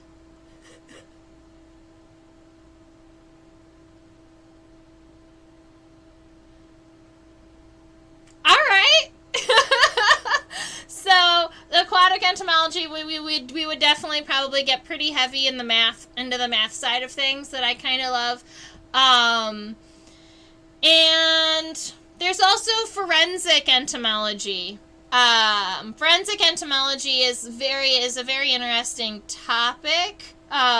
We can talk about like the different stages of decay, and there is some math involved in that because you do the degree days. You talk about how long an insect has been living, and then you can take the temperature outside and determine how many days it's been since the egg has been laid. It's some pretty awesome math. Susan, you're a mathematician?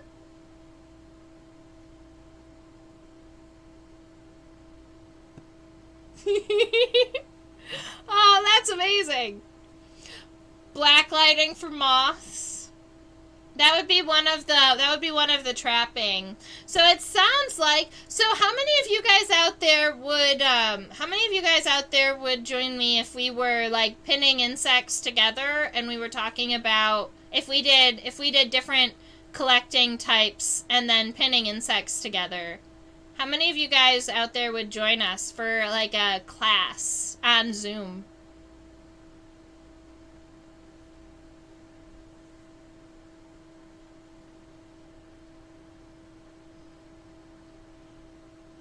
Cool.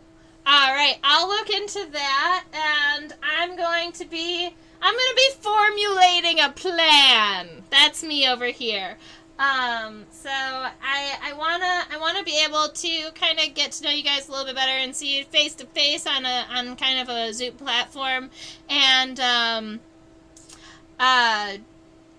the Wild Wonder Foundation might be giving me a chance to do that, to have a Zoom platform that I can teach from. So, and that is all due to you guys being awesome and helping me out with the nature journaling and joining me and talking with me about bugs. Like, I do this because you guys are here chatting with me, and I absolutely love it.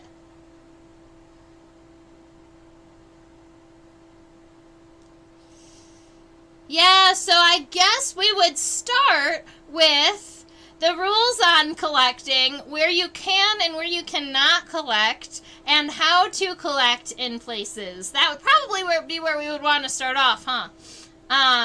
Because yes, a lot of times, a lot of these nature preserves definitely do not want you collecting their insects. But there are some places, like more public parks, that they're not going to be as mad about it, because a lot of your public nature parks, like the public ones, that they aren't reserve, right? A lot of times insect collecting is considered recreational and not considered hunting, even though insects are animals.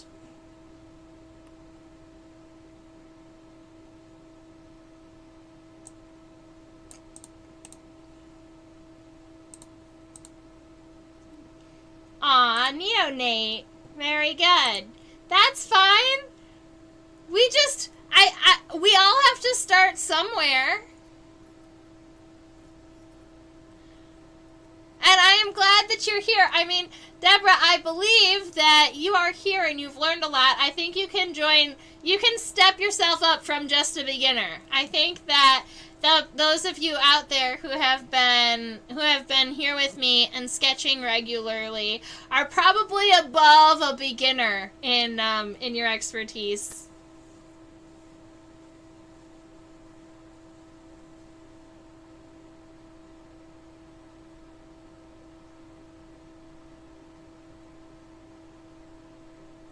Wow. Aw, thank you. Thank you for thinking of me on Sunday. I super appreciate that. You were visiting Cal Academy. They had Xerces. That was probably absolutely gorgeous.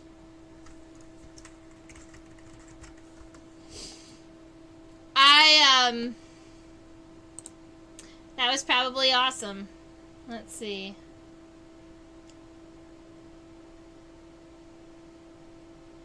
Yeah, you want to watch your beautiful swallowtails fly away. And I'll admit, I do not have, I was actually just talking to my boyfriend about this, I do not have very many butterfly specimens. I have a handful of them that I collected when I was younger, but just in general, I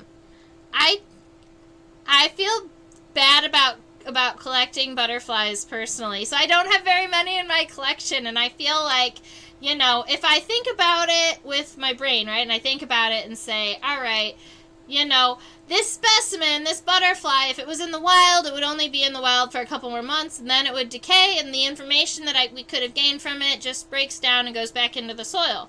Whereas, if you collect it and you add it into a collection, it could live 100 years, and it could be used in a variety of scientific studies, and their information can be gleaned off of it. And so, I will convince myself into collecting more butterflies at some point. But I also, a lot of the, yeah, yep.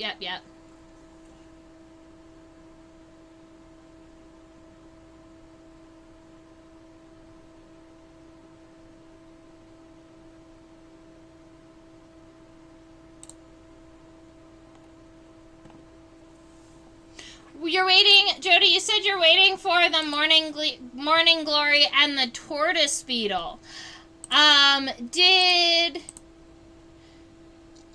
Your morning glory doesn't have tortoise beetles on it yet? Because I was actually out hiking last week, a week and a half ago, maybe.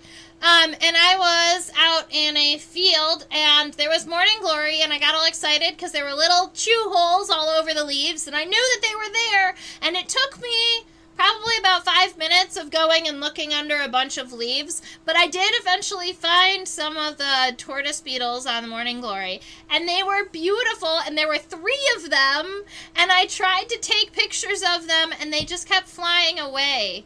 And so I never got a picture of it, and I didn't have my collecting gear with me. Silly entomologist. You know, every now and again I get caught without my collecting gear. Yeah, so cabbage whites or sulfurs, they're fine. I do have a nice specimen of a monarch butterfly, and so I feel like, you know, that one is going to do me well for a while, and I'm going to be able to use it to educate. I do want a viceroy butterfly so that I can show the differences between the two and talk about mimicry, but I just haven't seen one when I had a net before. No, I did not see larvae with poop umbrellas yet. It was still a little early. The adults were mating, but I didn't even see eggs yet. So I think that the eggs will be coming shortly if they are not there already. So hopefully they've laid eggs in there, and the next time I go to that bushy area, maybe I'll see the larvae. And then I'll definitely be able to take pictures because the larvae, the grubs, are definitely not going to be flying away on me.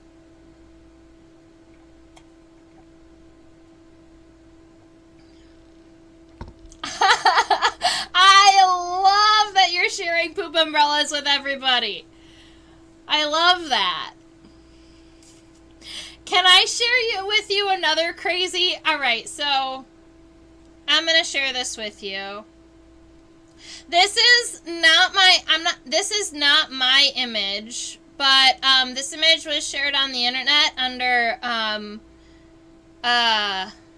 CC by, I think, share alike, but it's under Creative Commons laws, so I'm going to share it with you. I've been showing it to some of my students this week. Not that one. Not that one. Give me a minute. That one.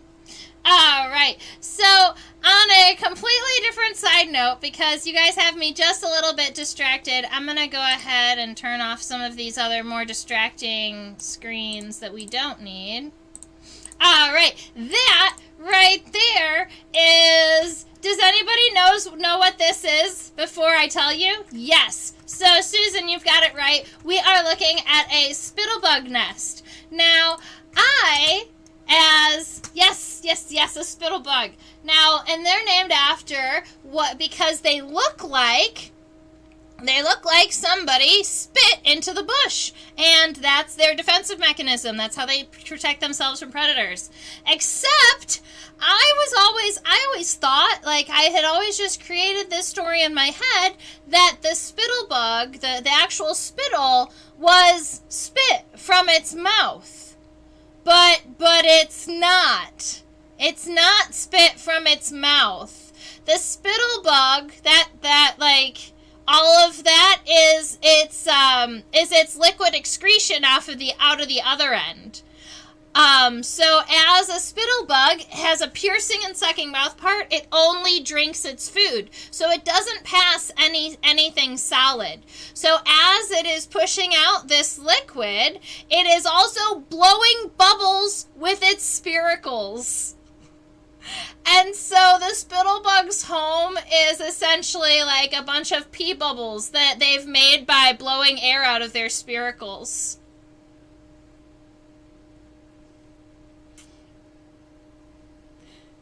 I figured I would share that with you because you were talking about poop umbrellas. And this was something that, like, I learned and then laughed about within, like, the last 2 or 3 weeks, because I had always thought that the spittle was created by the mouth.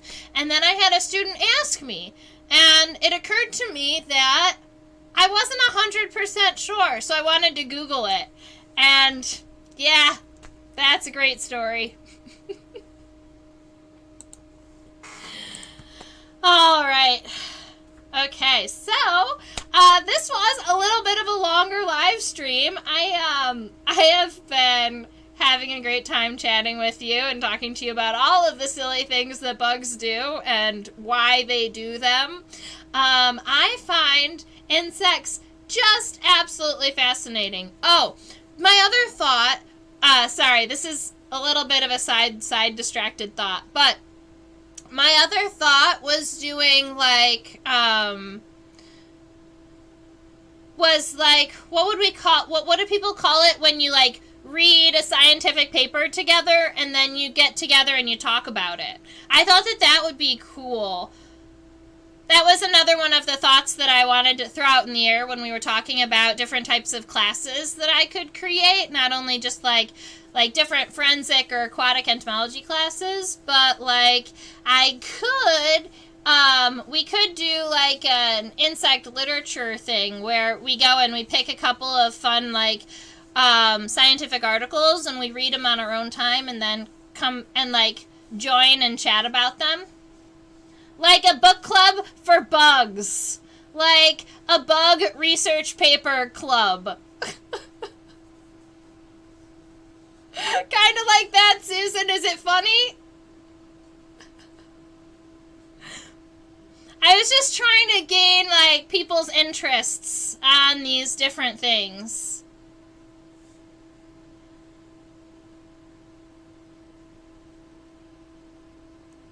Maybe I will create a small survey and send it out to people. Susan says she loves it. Sounds fun. I'll go ahead and come up with some type of form, and I'll send it out to you guys, probably through the Nature Journaling Club group, just to ask to see.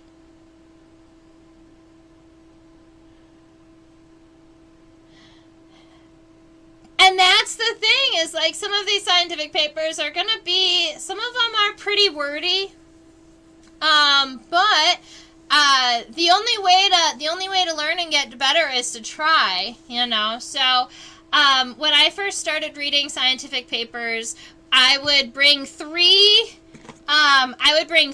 colors of highlighters, and I would highlight every word that I didn't know in one color. And then I would highlight any phrase that I thought was interesting or that I wanted to bring up in, like, class or whatever, another color. And I don't remember what the third color was, but it helped to highlight every single word that I didn't know, because then over the course of time I was able to use less and less highlighter and be like, yeah, I'm learning some of these words now, right? Yeah, yeah. I would have to pick a couple of the first ones. We'll have to see about it. I don't know if it would be able to, if it would come with a dictionary.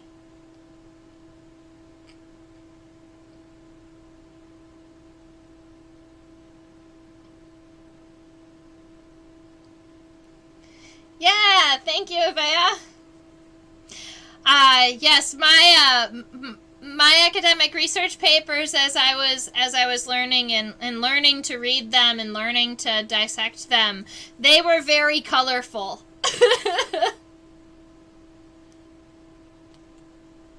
True, and that's the thing, is if you open the paper and you go, I have no idea what is happening here, you can skip whole sections. Sometimes the methods don't really matter, you know? Like, you read the introduction or the abstract. The abstract is going to give you the overall sense of the paper in general, and generally it's written in a way that most people will understand it, and then it gets deeper. So your introduction, a lot of times, people call it like a toilet bowl.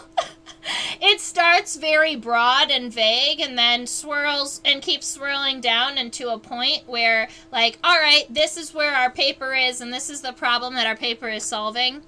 And when I'm reading scientific papers, I generally just skip the methods altogether unless I'm really interested in exactly how they did the thing.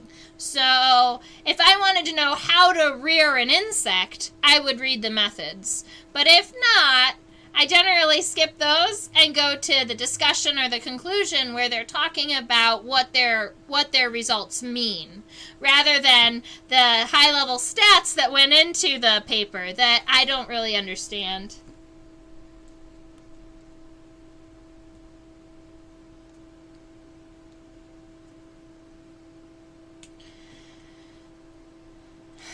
Ivea, I wish I could find it. I swear I have spent so much time looking for it. And I know that there's a name for that form of camouflage, but I haven't been able to find it anywhere. I wish I could for you. There are lots of papers on camouflage, so we'll go ahead and see if we can find something there. I was actually just thinking about a paper that was written in March of this year, so it was only written about 3 months ago, or it was published 3 months ago, and they did the genetic lineage of the beetles in general, and they talked about how many millions of years ago that different families and different orders of beetles came into being, and at like what era, like the Triassic and the Jurassic and stuff. And so that was a really cool paper to read through, and I definitely want to read it again because I feel like the first time I got a lot of it, but I didn't get all of it.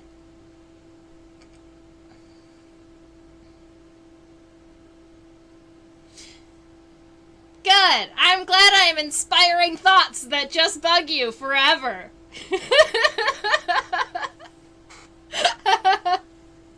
Sticky questions. I love that. Nerd sniped. Ooh.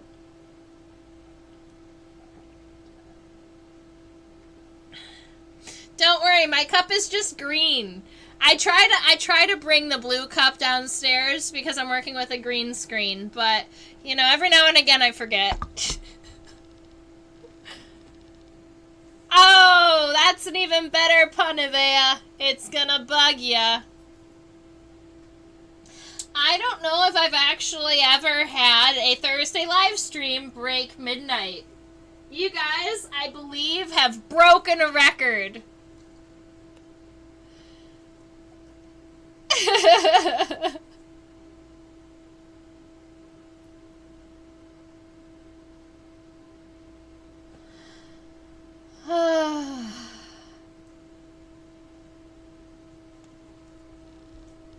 Alright, so, oh yes, it's not midnight for you guys. You're in California. Or a lot of you are. Yep, it just broke midnight, 12:01. It is now June 17th here. Yep.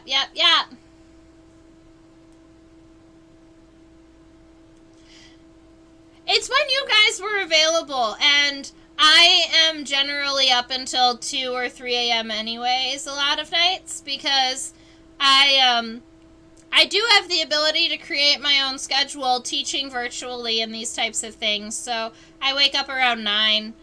So I'm able to stay up a little bit.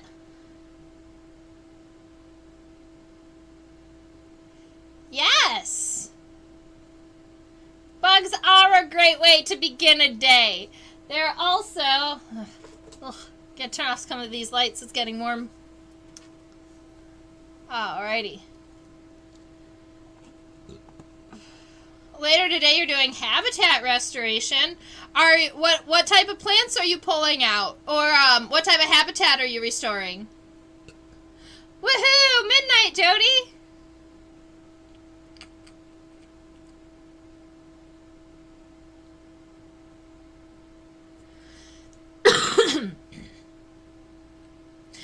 I actually have 2... all the wild brassicas. The wild mustard. Oh. So you're restoring those species. Which species do you have to rip and poison hemlock?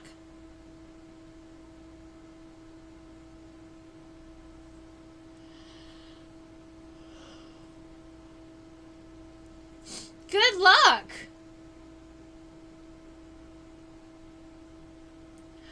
Ah.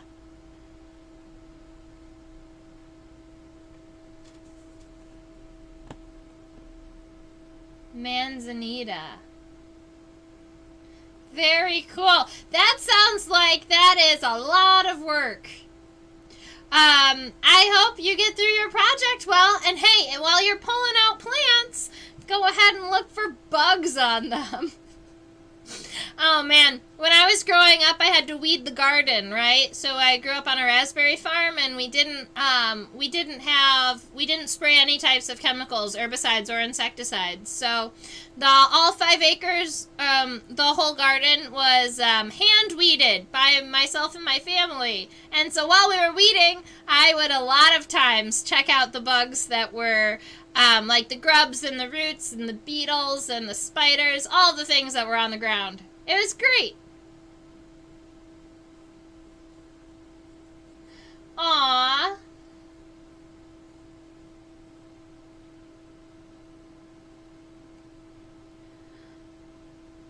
You're protecting a damselfly? No, I've not heard about this.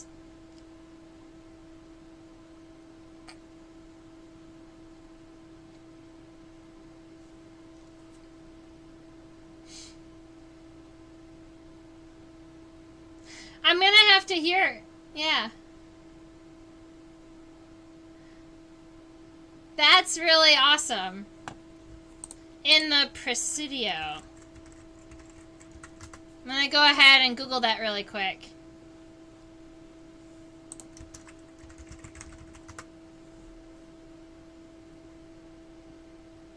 In San Francisco. Oh. Oh, cool. It's like a park in San Francisco. So, I will admit, I have never been to California. I've been to something like 32 or 34 of the continental United States. I have been to Washington and Oregon and Nevada, but I've never crossed the border into California. Oh, that's why you were excited about damselflies the other week. That makes sense. So you were able to bring some of that information back to your people about damselflies.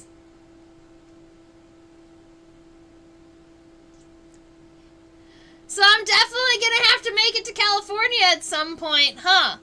I think I have a friend that's getting married over in California, but I wasn't sure if I was going to be able to make it to the wedding. So, I'll have to reach out to them and see how they're doing.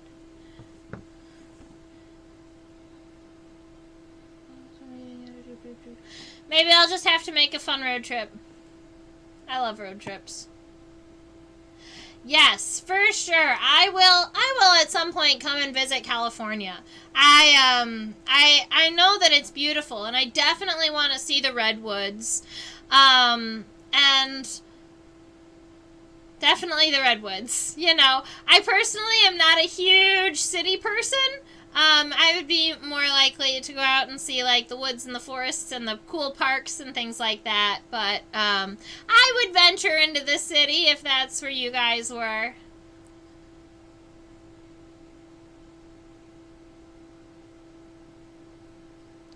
Yes, so thank you, Vea, for keeping your park happy in California. And all right, so I think it's about time. I think it's about time to say goodnight, everybody. I am, I'm probably about to go get some cuddles from my cats, which is going to be wonderful. The redwoods are amazing. So I just want to walk into a forest where the trees are so huge that they make me feel tiny. Like, that's how I feel like the redwoods are going to make me feel. And almost like if you had wings, like almost like you were a fairy, because the trees are so big that you feel so tiny.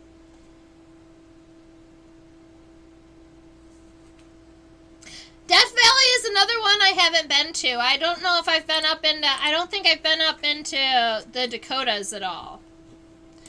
So that's where I need to go. I've spent a lot of time going south. I haven't spent as much time going northwest into the Dakotas area, or I've actually not been north of New York. So Maine, Vermont, Massachusetts, New Hampshire, any of those. I've not been to Rhode Island.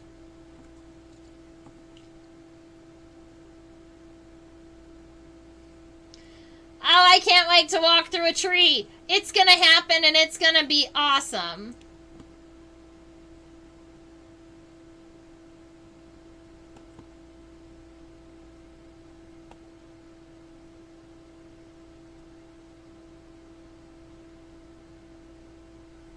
Yeah, unfortunately, the American chestnut fought the chestnut blight and is not going to be able to get large anymore.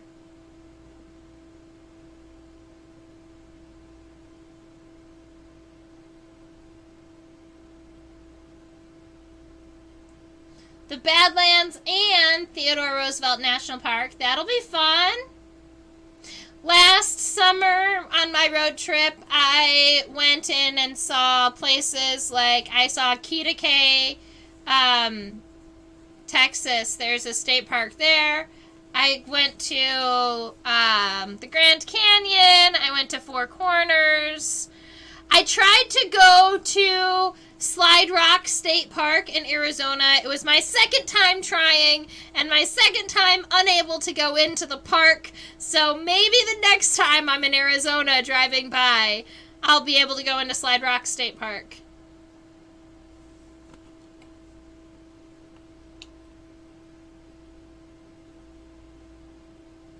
I didn't know that about Death Valley being the lowest point in the U.S. That's cool.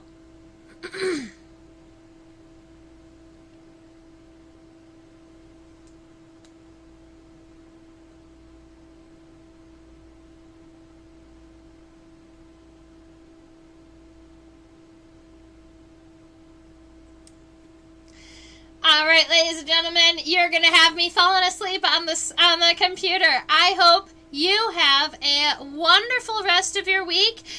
Stay buggy. I have been posting pictures of different moths and stuff on my Instagram story. I've been trying to be a little bit more social there and like posting pictures as I'm collecting. Although a lot of times when I'm first collecting or first taking pictures of something, I'm not exactly sure what the species is until I bring it home and I compare it against pictures and I go through my process, right? So a lot of times on my Instagram stories, things will say like to be identified.